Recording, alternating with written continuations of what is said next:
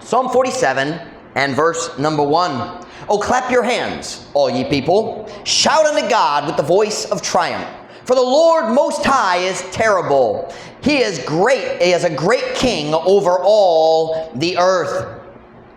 He shall subdue the people under us and the nations under our feet. Just for the record, kanangapulong terrible does not mean bad. Terrible is like, it means terrifying in the sense of so powerful or terrific. Ang T-E-R usay mayo kayo. So dali magpasabot nga maot, ang terrible. Ki-translate nga makalilisang, which is actually true, terrifying, but the idea of tungod sa iyang kagamhanan. Tungod sa iyang gahom. Yeah, nga gamhanan gyud siya. Balik na, verse 3. He shall subdue the people under us and the nations under our feet. He shall choose our inheritance for us, the excellency of Jacob, whom he loved. Selah. God is gone up with a shout. The Lord with the sound of a trumpet. Sing praises to God. Sing praises. Sing praises unto our King. Sing praises. For God is the King of all the earth. Sing ye praises with understanding. God, by the way, that's why we translated the songs into Cebuano. Aron makakanta tanga may pagsabot. Sing ye praises with understanding. Verse 8, God reigneth over the heathen. God sitteth upon the throne of his holiness. The princes of the people are gathered together, even the people of God, the God of Abraham. For the shields of the earth belong unto God. He is greatly exalted. Bisaya, verse 1 through 4. Ipakpak ang inyong mga kamot. Kamong tanan nga katawhan, singgit nga to sa Diyos diha sa I can't talk. Singgit nga to sa Diyos diha sa tingog sa pagdaog. Kayang Ginoo nga labing hataas makalilisang, siya uska bantugan nga hari ibabaw sa tibuok nga yuta. Iyang ipaubos ang katawhan nga ilalom kanato ug ang kanasuran nga ilalom sa atong mga tiil. Siya mo pili sa atong panulundon alang kanato. Ang pagkahalangdong ni Jacob kang kinsa iyang gihigugma. Wa kay labot, Jacob, wa kay labot. So my message this morning comes from verse 4. He shall choose our inheritance for us. Siya mopili sa atong panulundon alang kanato. Magamputa, dahil kung makalingkod para sa mensahe karon. Father, would you please fill me with your spirit as I preach this morning? Would you guide me? Lord, I know it's a little bit hot, but it almost always is. So mga ikaw ganun nga ikaw magtabang sa mga tao nga dali katulgon nga sila mag-focus sa ilang kasing-kasing ug huna-huna nga nasa pulong sa Diyos karon. Mga ikaw nga ikaw maglihok ya sa matag kasing-kasing karon. Help us, God, please. Fill me with your spirit. Give me your energy and your zeal for the preaching of your word. Bless us, dear God, we pray. In Jesus' name, amen. Pwede ka mo maglingkod. Psalm 47, kini, klaro man, kung kita bago pa nagbasa, klaro makita na to, kini uska kantahon sa pagdayeg sa Diyos. Go back with me to verse number 1, and we'll walk through this a little bit to get to verse number 4. Psalm 47, verse 1, Oh, clap your hands, all ye people. Shout unto God with the voice of triumph. O ipakpak ang inyong mga kamong tanan nga katawhan. Singgit ngadto sa Dios diha sa tingog sa pagdaog. The word clap your hands, clapping the hands shows excitement and support. When you watch, kung magbantay ka sa imong favorite sports team, mag-play sa sports, when do you clap? Kung imong team mag-score, that's when you clap. Diba? It's a form of praise. And the Bible says, sakto gayud, angay man nga mga Kristohano magpakpak para sa Ginoo. It's a funny thing. In America, more and more churches don't like loud, excited, jump up and down preaching. Daghang churches, dili na ganahan niya. They want the pastor to stand up and magtudlo, magpasabot. O kung magtindog siya, o magsinggit, o maglukso-lukso, magpakpak, o mag-ana siya. Ang mga tao, sobra ka-excited siya. Kailangan siya calm down man siya. And I say, as long as Christians sit down in front of the TV and cheer for their basketball team, it's okay for me to cheer for Jesus. Amen! Okay naman na mga Kristohanon ma-excited kabahin sa atong Ginoo o kabahin sa kaluwasan na siya mihatag kanato. Oh, clap your hands, all ye people.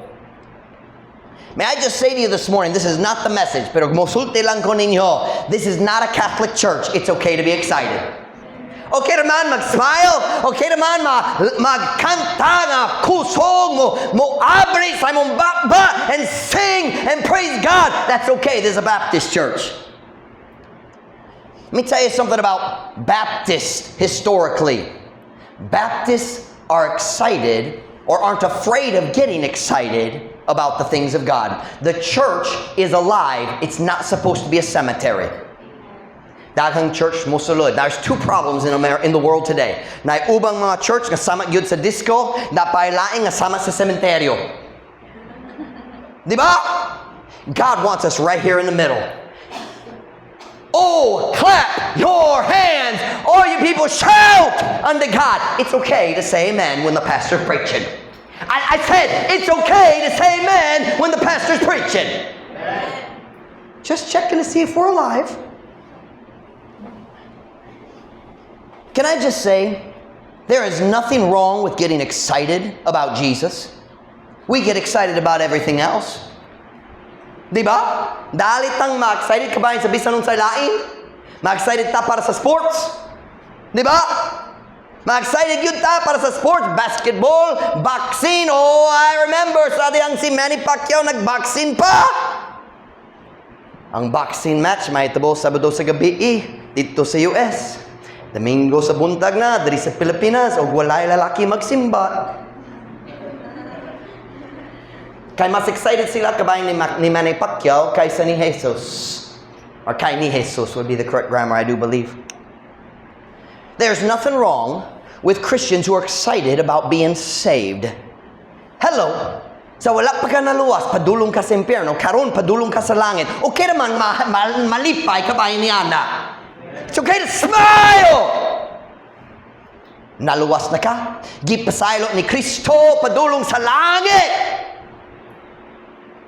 We come to church, we sing the song, Naluwas o gipasaylo na si Kristo. I can't talk. I forgot my lyrics. Siya man ang akuha. Oh, that's the way Pastor Mike sings it.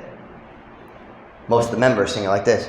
Naluwas o gipasaylo na gila ay kung ako ang dughan. Amen.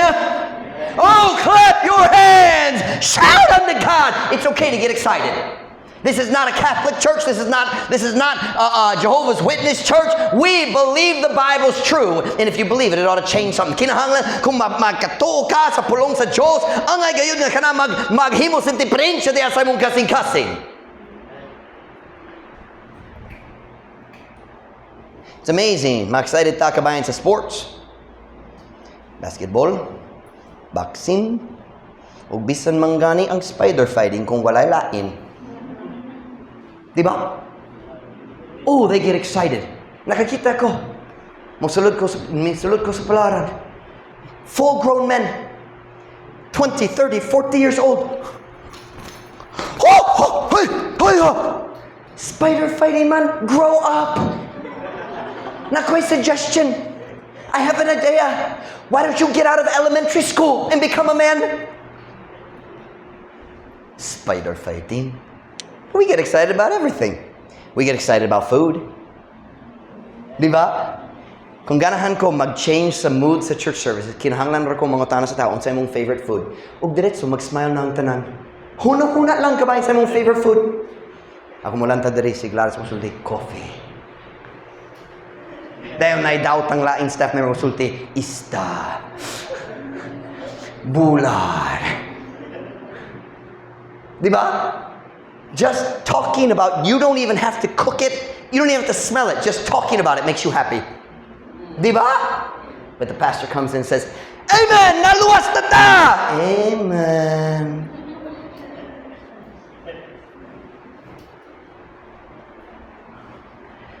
We even get excited about accidents on the highway. Di ba? Nahigamay nga disgrasya, duwa ka motor, bang-bang. Sunod 3 hours na, taghang tao nagtindog dito. Ang mga tao nga nagdisgrasya nawala na. Ang mga silingan napa. Hoy, ako nakakita. Hoy, gani! Lagi! Di ba?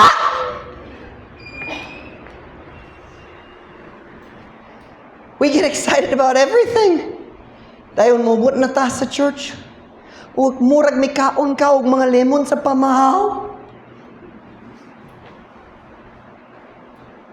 It's okay to say amen. Kung maigo ka, okay naman masulti amen. Why aren't we happy at church? Why don't we get excited at church? Pastor Mike, kaya nahadlok mi, maigo sa pagwalit. That's not my fault. Dili akong salat na. Let's read our text verse again. Psalm 47 verse 1. Oh, clap your hands, all ye people. Shout unto God with the voice of triumph. Can I say, the saying amen and shouting amen, that is biblical. That is not from ang mga Baptist, wala naghimo-himo niya ng idea. Aron ng pastor, dili ma-discourage samtang magwali siya. That's a biblical concept. The Bible says Moses would read and ang tanan tao mitubag, amen. Dahil maglanto tayo sa New Testament and you see the same thing where the man stands up to pray and kung mag-finish siya, ang tao magsulti, amen. Kung magpasalamat siya sa Ginoo, ang mga tao mutubag, amen. It's a biblical concept. The word amen means, I stand with you. Magbarog ko tapad nimo, nagatukod niya na sama kanimo. I stand there. That's amen. May I say today, saying amen and lifting your voice, ang pagpatugbaw sa imong tingog diya sa pagwali sa prong sa Diyos, that's biblical. Welcome to a Baptist church. It's biblical. Did you know preaching is supposed to be a team sport? Something a team sport? I do my part, you do your part. That's what it means. It's a team sport. Ang pastor musulti, hey! Si Kristo lamang makaluwas ni bisang kinsa. Siya na lang makaluwas ni mo. And the people say, amen. It's God's plan. Can I tell you, ang pagwali, dili na boring para nimo kung ikaw makikambit sa pagwali. If you think preaching is boring, it's because you're not part of it. Preaching is not monologue. Monologue is one way. Ako lang mga istorya. Walay tao mo tubag. That is not preaching. Preaching is a conversation. The preacher proclaims, the people agree. That's preaching. I know na mga Baptist nga mahadlok niya na kay basin ng mga laing Baptist mo tawag na mga Pentecostal, mga assembly. No, that's Bible.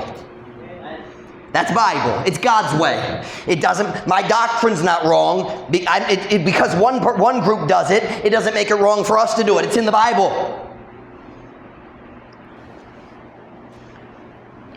Where am I here? I have no idea.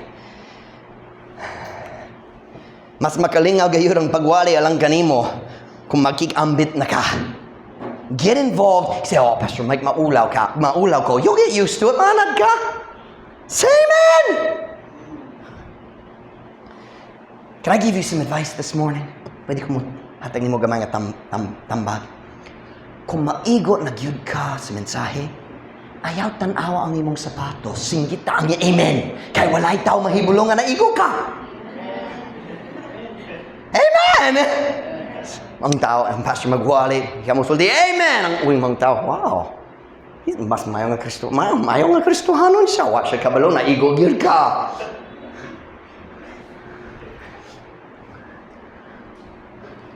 Ang pastor magwali na kabayan sa mong sala, kinang buha.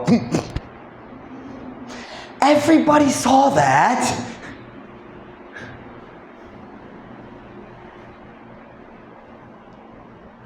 Oh, clap your hands, all ye people. Shout unto God with the voice of triumph. With the voice of triumph. Pinaagi sa tingog sa pagdaog, tingog sa kadaugan. Can I tell you something today? Our church, we've been through a lot of battles in almost 9 years now. Daghang kayo mga guba nga gi-experience na to dere. Pero ang Diyos mayo ragyapon. Ang Diyos may ragyapon. And may I just remind you, kita manggurang mudaog sa katapusan, dapig ta sa madaugon. Hello. Ang yawa nga nagataki na to karon, padulong siya sa impyerno, padulong ta sa langit, mudaog ta. It's okay to be happy. We're going to heaven. We win in the end. Shout unto God with the voice of triumph. Look at verse 2. Look at verse 2. Pastor Mike got a little sleep this week, can you tell? I found a great tea. Actually, Gillette told me. Chamomile? I don't know how to say it, but I know how to drink it. Chamomile tea. And it helps me sleep. I am very, very bad at sleeping. And I've slept 4 nights in a row. I can't tell you the last time that happened. Psalm 47, look at verse 2. First word, for. Oh, that's important. Kai. It means, hapit na siya, or ready na siya, muhatag na ta sa rason, nga kita kinahanglan mo dayag sa Diyos. For. So why should we praise God? For the Lord Most High is terrible. He is a great king over all the earth. Kaya ang Ginoo nga labing hataas makalilisang. Siya usa ka bantugan nga hari ibabaw sa tibuok nga yuta. Now this word I mentioned earlier, that word terrible, it's really easy to understand. Makalilisang, it's terrifying. It's really, really simple. Come here, Bethy girl. Kung kami ni Beth maglakaw sa bisan asa, she's not afraid of me because siya ang uban nako, di ba? But if anybody tries to touch her, they need to be afraid of me. Di ba? Kung kung maglakaw mi dito sa kawa-kawa, ug naay palahubog, mudo, musulay, muhikap kaniya, siya kinahanglan mahadlok nining amahan. Di ba? I will hurt you if you touch my daughter. Don't test me. Say, pastors should not be violent. I'm only violent when necessary. Don't touch my daughter. But she doesn't have to fear me because she's with me.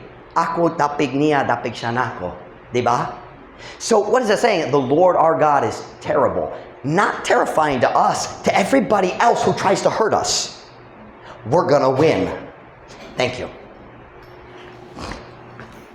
For the Lord our God is terrible. Where is that verse? I lost my place. He is a great king over all the earth. So we saw the word kai. Nga naman ang nga Kristohano magdayeg sa Ginoo. Look at what we see there. The first reason that God gives we should praise Him is not because of what He has done for us, but because of who He is. Ang unang rason nga kita dere nga ang Kristohano magdayeg sa Dios dili tungod sa iyang gibuha alang kanato. Apan tungod, how do you say it? Tungod kang kinsa siya. Or si kinsa siya, for how we translated that. Because of who He is. Magdayeg ta sa Ginoo tungod sa iyang pagkasya. Kinsa man siya. Listen to me now. This is very, very important when we talk about praising God. Because ang batasan sa Diyos dili gayud mausab. Di ba? Ang atong kahimtang sa kinabuhi kanunay mausab pero ang batasan sa Diyos dili man. What does that mean? Bisan ako magalahos na sa panahon sa kalisod, makadayag gihapon ko sa Diyos kay wala siya nausab. Did y'all get that? Was that clear? Here's our problem. We only want to serve God when our life is perfect. But when does that happen? Ang Ginoo wala nagsulti pagdayeg sa Ginoo kung nindo ang tanan sa imong kinabuhi. Ang gisulti lang pagdayeg sa Ginoo. So it's the first reason to praise God is tungod sa iyang batasan nga dili mausab. Kaya nga naman, bisan akong kahimtang lisod na, maayog yapon siya ug ang takos gihapon sa akong pagdayeg. Let me tell you something. When you're going through a hard time, you can still come to church and praise God. You get that? Kay maayog yapon siya. Ang akong problema, kita mo dahil sa Diyos tungod sa iyang gibuha lang na to, and that's not wrong, but it's not the first reason. Let me tell you something. Kung maglusod na ka, ang Diyos maayo ragyapon. Ang Diyos matinud-anon ragyapon. Ang Diyos balaan ragyapon. Ang Diyos matarong nga ragyapon. O basta lang wala siya na usab, ang ayan pa siya sa imong pagdayeg. Psalm 33. Turn there with me, please. Psalm 33. Psalm 33.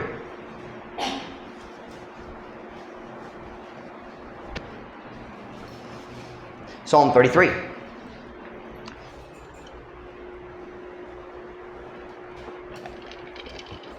Psalm 33. Kung nasa, amen? Rejoice in the Lord, O ye righteous, for praise is comely for the upright. Paglipay, I'd rather be pagkalipay, diha sa Ginoo, o kumong mga matarong. Kay, ang pagdayeg matahom alang sa matulid. That's a good translation. Comely for the upright. Sakto na. But I want you to notice two words. Rejoice and praise. Those words are used like synonyms in this verse. Murag synonyms. Rejoice in the Lord, O ye righteous. Why? Because praise is comely. It's the same thing. I want you to notice, kanunay na ay relasyon, na ay connection sa kalipay o pagdayeg. Diya sa Biblia, ang pagdayeg kanunay gi-connector nga sa kalipay sa Kristohanon. Kinatong problema. Kung ang mga pagsulay mo abot, mag-unang taog dayeg o pagpasalamat sa Diyos, mao nga mawala na ang atong kalipay. You didn't lose your joy because the trial came, because the Bible is very clear. Christian joy is not a result of circumstances. You don't lose your joy because of the trial. You lose your joy because you stop thanking and praising during the trial. Mawala ang imong kalipay tungod kay ikaw mo undang og pagpasalamat og pagdayeg sa Dios atol sa panahon sa pagsulay. Amen. Tinuod man, ang kalipay ng Diyos, misaad nga to sa mga Kristohanon, diha sa mga panahon sa kalisod, kanunay gi-connectar sa pagdayeg o pagpasalamat. You listen me now. Kung makaplagan nimo ang imong kaugalingon diha sa situation og na-discourage na gyud ka, pagdayeg o pagpasalamat sa Diyos gihapon alang mahitungod sa mga butang nga dili mausab. Praise God for who He is. In the first verse, what do we see? Gisuguta mo dayeg sa Diyos. Dayon sa second verse, na rason mo dayeg ta sa Diyos tungod sa iyang batasan. But then we come to verse 3. Look at verse 3. Look at verse 3. He shall subdue the people under us and the nations under our feet. Iyang ipaubos ang katawhan nga ilalom kanato ug ang kanasura nga ilalom sa atong mga tiil. Here we see that we should praise God, ready na, because of His promises. Ang nga kita mudayeg sa Ginoo tungod sa iyang mga saad. Now this is very interesting because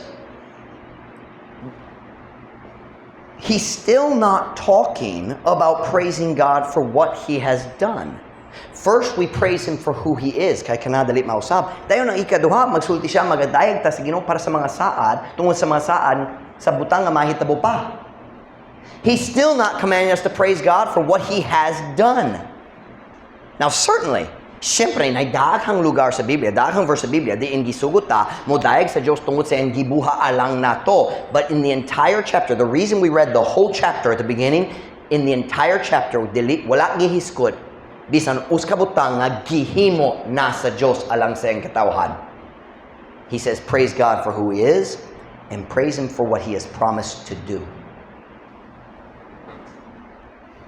Look at verse 3 again. He shall subdue, we're in Psalm 47, verse 3. He shall subdue the people under us and the nations under our feet. Iyang ipaubos. Wala pa na itabo. Ipaubos pa. Iyang ipaubos ang katawhan nga ilalom kanato. Talking about the enemy nations. O ang kanasura nga ilalom sa atong mga tiil. So what are we seeing here? He is saying, pagdaig sa Diyos, dili tungod sa iyang gibuha, pagdaig sa Diyos, tungod sa mga butang. Watch now. Praise God because of what you know He's going to do. Pagdaig ka sa Diyos, tungod sa mga butang, kabalo ka, wala pa nahitabo, but I know siya mohimo niini sa umaabot. How do I know? Kay gisaad niya. O ang atong Diyos, kasaligan. That's where the amen goes. Ang atong Diyos, kasaligan. You can trust Him. May I say, na daghang area sa kinabuhi nga wala gayud ko'y idea unsay giplano sa Diyos. Unsay ang buhaton sa akong kinabuhi. Kay wala siya nagingon ako. But there are some things that I do know. Sigurado, wala pa nahitabo, but I know. Why? Because He promised. Na ako'y saad nga makuptan nako karon para sa umaabot. I know this.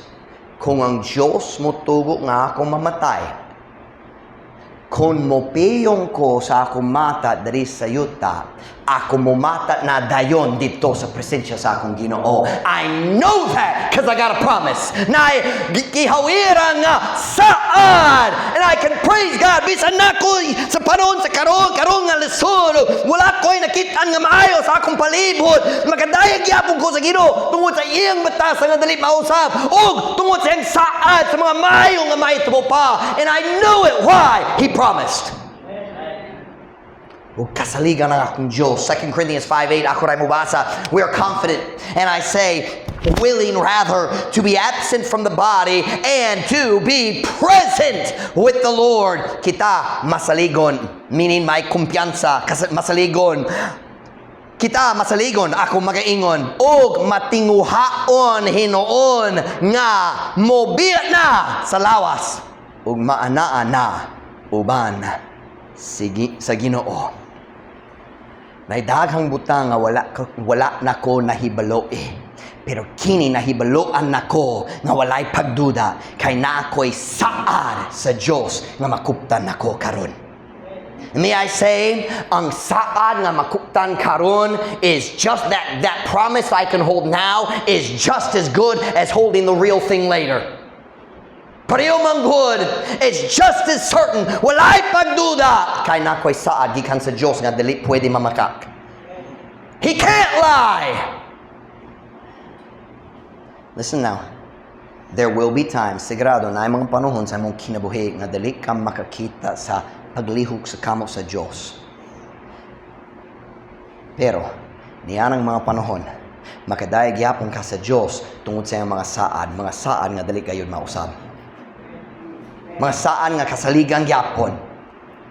I know this, kabalo ko, nga ang tanan nga mahitabo sa akong kinabuhi, kung maayo o makadaot, kabalo ko nga ang tanan mo tumong gayod sa akong kaayohan.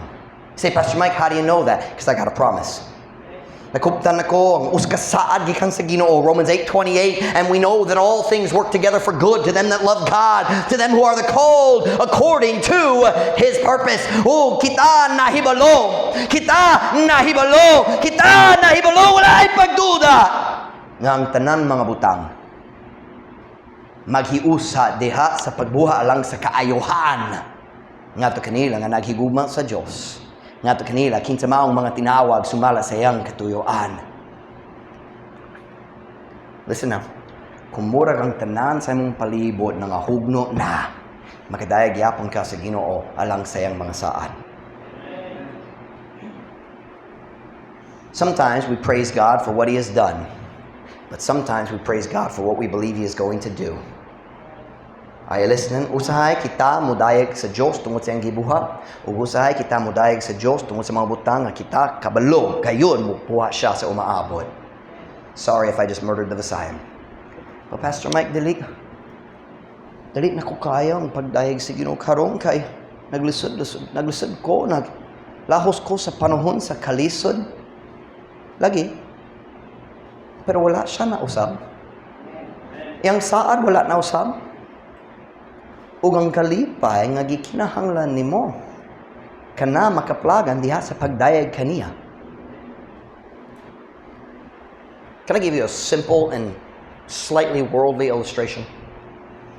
Kapuyo ta sa usa ka kalibutan nga ang mga artista gisimba sa kadaghanan. It's called idolatry. Just as much as going into the Catholic Church and bowing before Mary, ang mga tao sa atong kalibutan karon magsimba gayud diha sa tiilan sa mga artista. Have you ever heard nakadungog sugod na pagkang nakadungog ni bisang kinsa nga nagdayeg sa uska artista? Nagistorya kabayan sa kanindo sayang tingog. Nagistorya kabayan sa iyang favorite nga mga songs nga gisulat niya. Have you ever heard somebody talk that way about an artist? Nakadungog ba? I have a question. What has that singer ever done for that person? Unsa ba gibuha niya nga artista alang niya ng tawhana nga nagdayeg kaniya? Wala! Apan, sila mo dayeg gihapon kaniya because of who he is and the abilities he has. Mga talento nga gihatagan siya. Mga talento nga gihatag nato kaniya gikan sa Dios. Dayon kita nga naluwas, maglisod ta nga magdayeg sa Dios nga mihatag niya ng tawhana sa iyang abilidad. Think that through.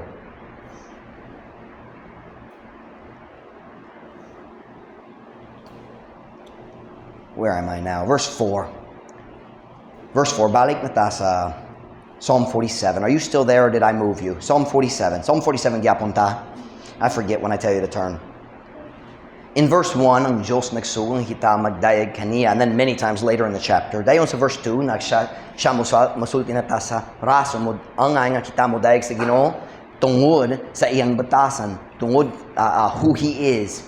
And then in verse 3, He tells us praise Him for His promises. Dayon, mobot na ta sa itong tinong nga teksto, verse 4. He shall choose our inheritance for us.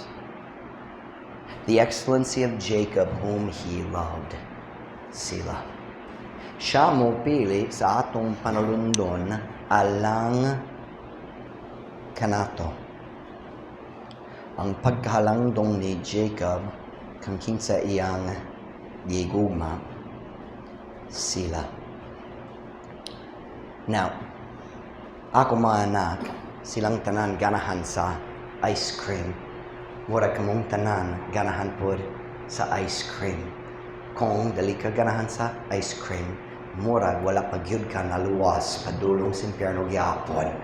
And everybody loves ice cream. Kung mag-decision ko nga ganahan ko mohatag og ice cream nato sa akong anak, pero sila na sa balay, ako raisa na dito sa tindahan.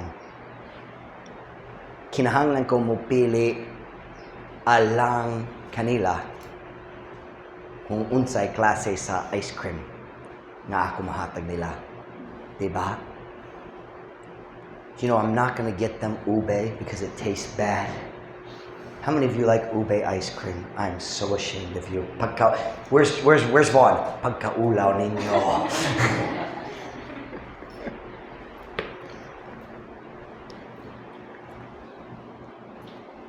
This is an incredible verse to me. Diya sa tunga-tunga nini nga chapter kabayan sa pagdayeg sa Dios, makaplaga na tuos kamatahong nga saad. He, ang Dios nga gihimo na to, ang Diyos nga gimugna, ang Diyos nga mimugna nato, ang Diyos nga nakasabot sa tanan kabayan sa atong kinabuhi. He understands us better than we understand ourselves. He says, the Bible says about Him, He shall choose our inheritance for us. Siya mo pili sa atong panulundon alang kanato. Kanang apulong panulundon, just to keep it simple, let me define it this way. Ang imong panulundon, maong maayong mga butang ay kamo angkon sa umaabot. Normally, we use it for the idea of magpasa gikan sa imong kinikanan, but sometimes in the Bible, it just means umaabot nga inangkon. Mayo nga blessing sa umaabot, imong inheritance, imong heritage, imong panalundon. And God says here in His Word that He shall choose our inheritance for us. That means we don't get to choose, He chooses for us. Naidaghang nindo nga kamatuoran nga makita ko niya nga gamay nga phrase, pero ang pinaka-importante sa tanan mao kini. English una, this statement, this promise, comes in the middle of a chapter about praising God. Kini ana sa tunga-tunga sa chapter kabayan sa pagdayeg sa Diyos. Meaning, kini usa ka dugang pangrason nga kita kinahanglan or angay nga kita mo dayeg sa Diyos. So, He will choose our inheritance for us. That is a reason we should praise Him. Why? Because He will choose our inheritance. So what does that mean? That means it is a blessing, not a punishment, when God chooses my inheritance for me. Panalangin man, dali silot, kung ang Diyos magpili sa akong panalundon, alang nako. Listen to me very carefully this morning. Ang Diyos na ay kabubuton alang sa imong kinabuhi. God has a plan, a will for your life. That is the inheritance that He chose for you. Kanang panalunong nga iyang gipili alang kanimo. Ang Diyos may kabubuton alang sa imong kinabuhi. Siya may gipili nga panalundon alang kanimo. And listen, He considers it to be a blessing. Stay with me. Siya nahibalo kung ikaw magsubay sa iyang plano, kana maayo lang kanimo. Are you listening? So I have a question this morning. Why do we struggle so much with accepting His plan for our lives? Diya sa tunga-tunga sa chapter, pagdayeg sa Diyos, kaya nga naman, tungod siya ang mipili sa imong panalundon. Wow, panalangin na, nindog yun, kaya ako nagpila unsa, kung kabalo ko unsa, sakto gyud ang sakto gyud ang unsa maghatag kanimo sa kalipay gyud. I know what will make you happy, and I chose it for you. So I have a question. Why do we struggle so much with accepting His plan? Why do we so badly want to choose for ourselves? Kung ako musulti sa ako na mga ko sa store, mupalit ko ice cream para ninyo. Most of them would rather choose for themselves than have me choose. Right? Because I don't know what you like. Right? Kung ako musulti ninyo, ako mupalit sa ice cream para sa tanan. Mga ko sa store, pwede ka mo kuyo kung ganang ka mo pili or ako lang mo pili para ninyo. Murag, most of you, mas para nimo, mas mayo kung ikaw mo pili. Kaya ikaw kabaloon sa imong favorite, ako wala. Right? But there's one huge difference. I'm not your creator. Diba? I don't know everything about you. Pero ang Diyos, He knows more about you than you do. Labaw pa, siya kabalo sa tanan sa umaabot nga wala ka idea. Right? Yet, daghang Kristohanon, naglasod yun ta sa pagdawa sa idea, siya mipili. Because what's the problem? We like to choose for ourselves. Diba?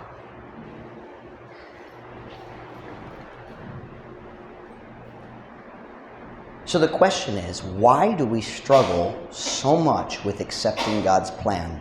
Listen now. The answer to that question is just as simple as it is obvious. Klaro man gyud ug simple kayo. We struggle to accept God's plan because we don't trust Him.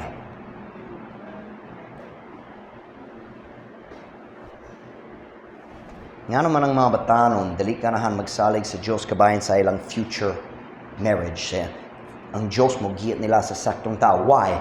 Because you don't trust God to know what you like.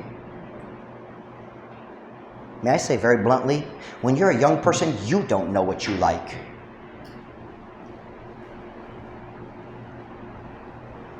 Dili ta mo salig kaniya. This is very much like the Sunday school lesson. Dili ta mo to, watch now. Ang rason maglusot ta sa pagdawa sa iyang plano mao kini. Dili ta mo to nga ang panulundong nga gipilit niya maayo.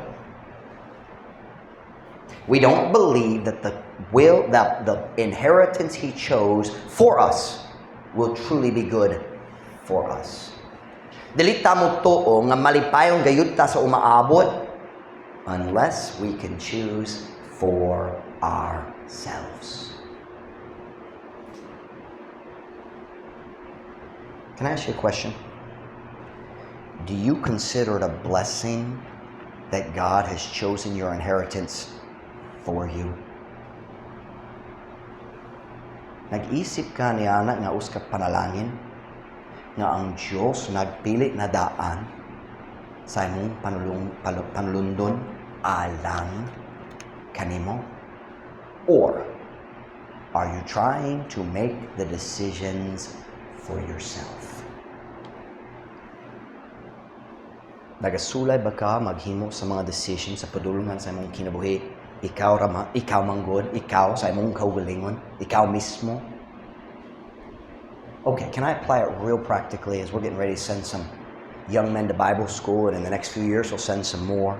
Can I apply it real practically? Makadungong ko sa kamay nga rumors and things that just kind of float ng Pastor Maminaw ko, makadungong ko sa lain-lain butang.